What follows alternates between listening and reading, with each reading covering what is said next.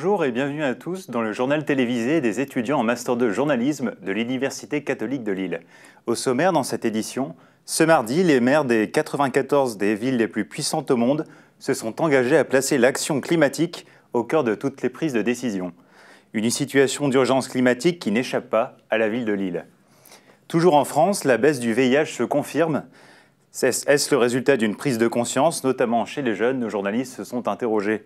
Enfin, c'est la poupée la plus célèbre de Lille. Elle fait partie du patrimoine régional et répond au nom peu commun de Petit Quinquin. Nos journalistes sont partis à sa redécouverte.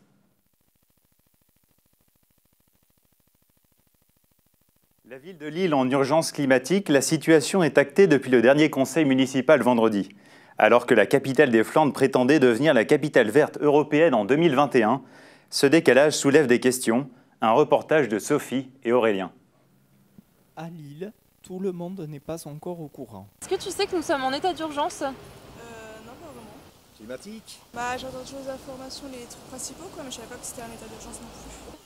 Je pense énormément de choses, comme tout le monde. Tant que le temps prend rien, je crois qu'il faut pareil. L'état d'urgence climatique, un vote symbolique qui devrait pourtant se traduire en actes, c'est en tout cas ce à quoi s'engage la mairie de Lille. Eh bien, c'est une manière d'affirmer haut et fort que la ville de Lille s'engage dans un processus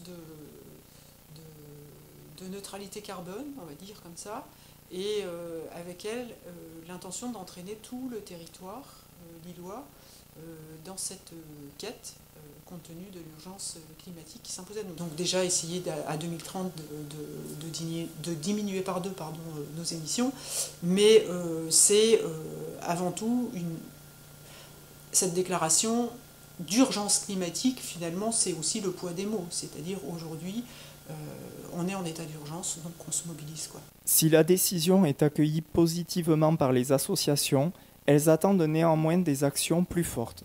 Je dirais que c'est bien de décréter l'état d'urgence. Après, dans les faits, ce serait qu'il faut mettre en œuvre ces actions et ces solutions. Donc nous, à notre échelle, à l'échelle de la mobilité, on essaye de faire bouger les choses. Donc après, espérant que sur les autres volets, ça bouge aussi pour que ça solutionne ces problèmes-là. Un vote qui a aussi pour but de montrer l'implication de Lille en matière d'environnement. La ville est candidate pour devenir la capitale verte en 2021. L'épidémie du sida se propage de moins en moins en France. Le chiffre est tombé hier. 7% des personnes séropositives par rapport à l'année précédente, d'après l'Agence sanitaire Santé publique France. Qu'en pensent les jeunes de la métropole? Alison Blum et Justine Carrère sont partis à leur rencontre.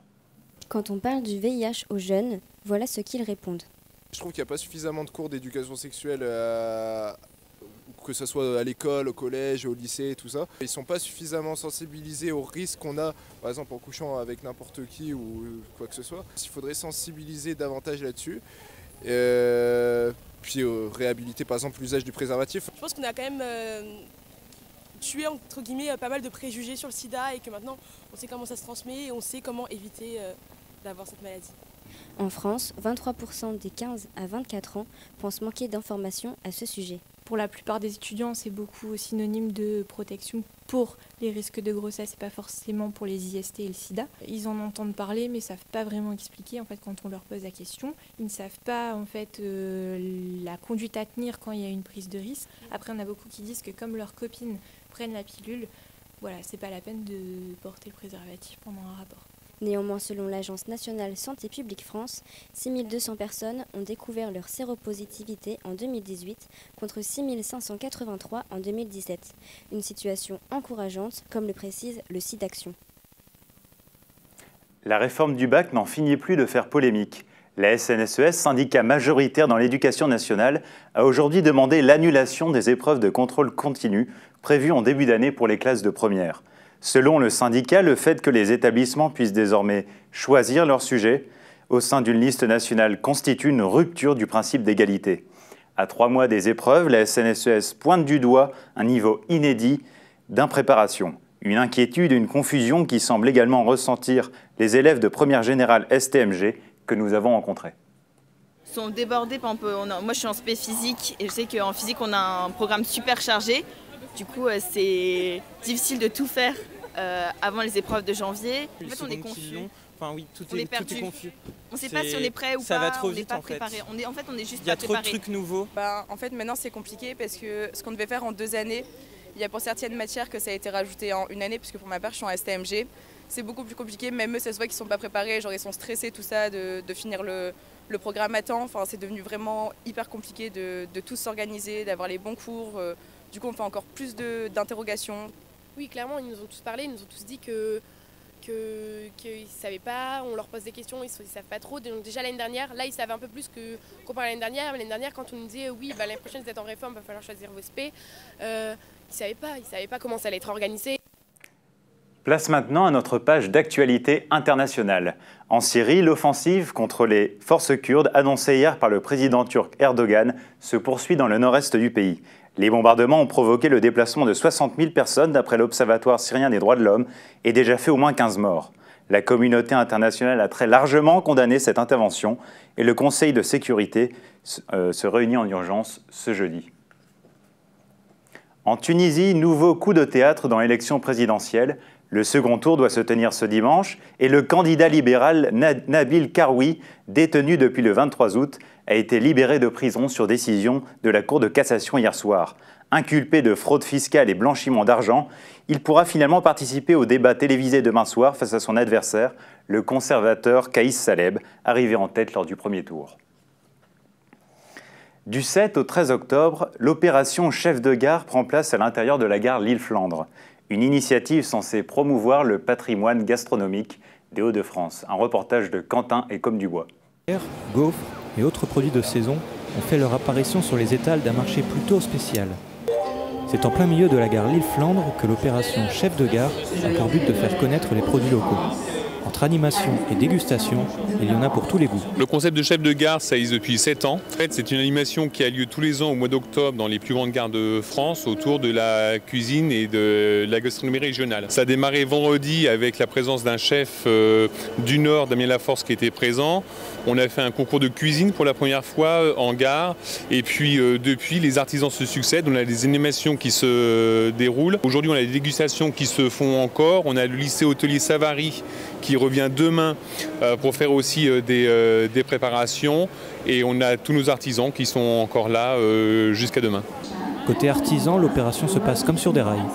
Nous on est la Moustache, donc on est un bar micro-brasserie au parc Jean-Baptiste Lebas. Donc on appelle ça un brewpub, c'est-à-dire qu'on brasse notre propre bière sur place. J'ai pris un malin plaisir à venir brasser dans la gare Lille-Flandre une bière qu'on va appeler la Raille en fait. Pour faire un petit clin d'œil à la SNCF, venu pour mettre en avant le savoir-faire du Nord-Pas-de-Calais. Sur le point de vue brassicole, proposer un peu un échantillon de ce qu'on pourrait proposer dans notre bar. Demain, les élèves du lycée Savary réaliseront leurs recettes et les offriront à la dégustation. La 7e édition de Chef de gare s'achèvera le 13 octobre. C'est l'héroïne d'une chanson bien connue des nordistes. La poupée de la comptine Tiquinquin a été retrouvée après 50 ans de disparition. Reportage de Justine Berger et Océane Pirez.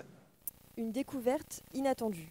C'est ici, dans les réserves du musée de l'Hospice Comtesse de Lille, que la poupée de la célèbre comptine Tiquinquin a été retrouvée.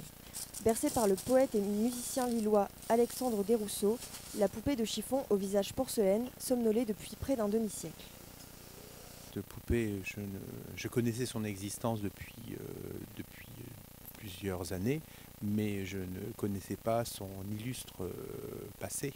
C'est grâce à l'historien d'histoire locale Patrice Desdois qui m'a averti en faisant des recherches pour retrouver cette poupée qui était dans la presse en 1953. Des recherches menées par l'historien local Patrice Desdois. Un jour, je trouve un article sur Internet d'une revue qui s'appelle Vue Images du Monde, dans laquelle il y avait 2 pages consacrées au petit Quinquin qui avait voyagé jusqu'à l'Élysée à Paris parce que le président de la République, Vincent Auriol, avait reçu le fils de Desrousseaux, donc ils y sont allés accompagnés d'une chorale lilloise, de l'inévitable Lynn Renaud et de la poupée. Et là, j'ai vu la poupée pour la première fois dans les bras de Desrousseaux. Et là, je me suis dit, mais la poupée, elle existe encore peut-être. L'année prochaine aura lieu le bicentenaire de la naissance de Desrousseaux, l'occasion pour la poupée d'être vue du grand public. Comme un petit quinquin,